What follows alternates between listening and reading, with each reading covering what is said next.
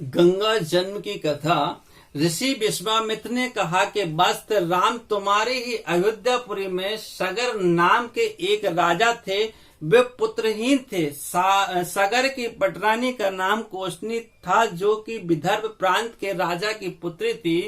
कोशविनी रूपमती, धर्मात्मा और सत्यपरायण थी। सगर की दूसरी रानी का नाम सुमति था, जो राजा अरिष्ट नेमी की कन्या थी। महाराज सगर अपनी दोनों रानियों को लेकर हिमालय के भृगुप्रस्थ वन नामक प्रांत में गए और पुत्र प्राप्ति के लिए तपस्या करने लगे।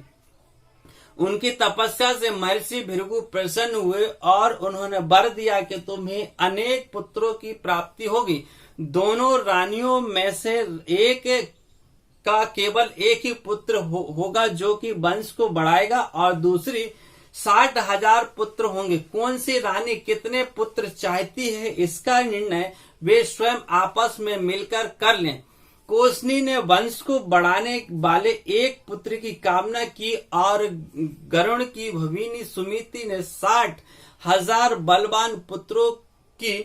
कुल काल में पश्चात रानी कोशनी ने असमंजस नामक पुत्र को जन्म दिया। रानी सुमिति के गर्भ से एक तुम्बा निकला, जिसे फोड़ने पर छोटे छोटे 60,000 पुत्र निकले।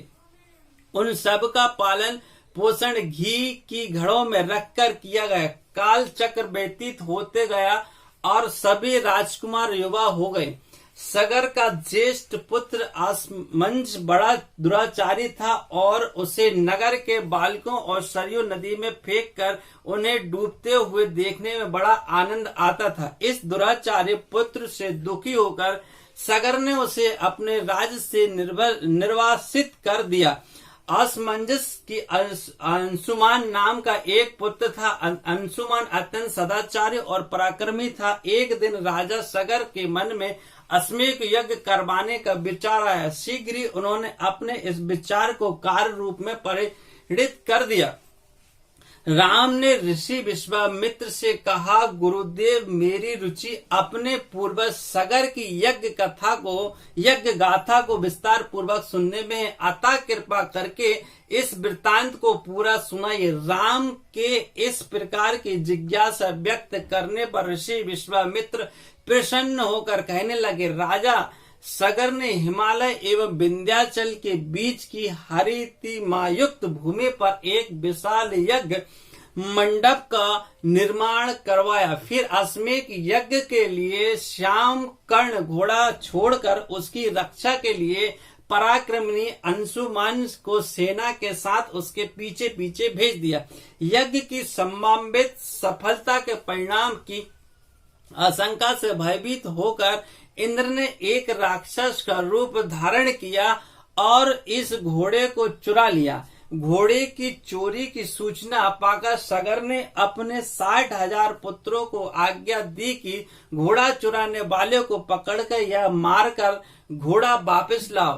पूरी पृथ्वी में खोजने पर भी जब घोड़ा नहीं मिला, तो इस आशंका से किसी ने घोड़े को तहखाने में ना छुपा रखा हो। सगर के पुत्रों ने संपूर्ण पृथ्वी को खोदना आरंभ कर दिया।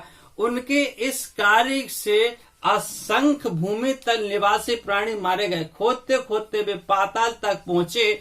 उनके इस नृशंस कृत्य के विषय में देवताओं ने ब्रह्मा जी को बताया, तो ब्रह्मा जी ने कहा कि हे राजकुमार, क्रोध एवं मद में अंधे होकर ऐसा कर रहे हो। पृथ्वी की रक्षा का दायित्व कपिल मुनि पर है, इसलिए वे इस विषय में अवश्य कुछ न कुछ करेंगे। पूरी पृथ्वी को खोदने के बाद भी जब घोड़ा और उसको चुराने वाला चोर नहीं मिला, तो निराश होकर राजकुमारों ने इसकी सूचना अपने पिता को दी। कुद्रसागर आदेश दिया कि घोड़े को पाताल में जाकर ढूंढो। पाताल में घोड़े को खोजते खोजते वे सनातन वसुदेव कपिल के आश्रम में पहुंचे। उन्होंने देखा कि कपिल देव तपस्या में लीन है और उन्हीं के पास यज्ञ का वह घोड़ा बंधा हुआ है। उन्होंने कपिल मुनि को घोड़े का चोर समझकर उनके लिए अनेक दुर्वचन कहे और उन्हें मारने के लिए दौड़े। सगर कि इन कुकृत्यों से कपिल मुनि की समाधि भंग हो गई। उन्होंने क्रुद्ध होकर सगर के इन सब पुत्रों को भस्म कर दिया।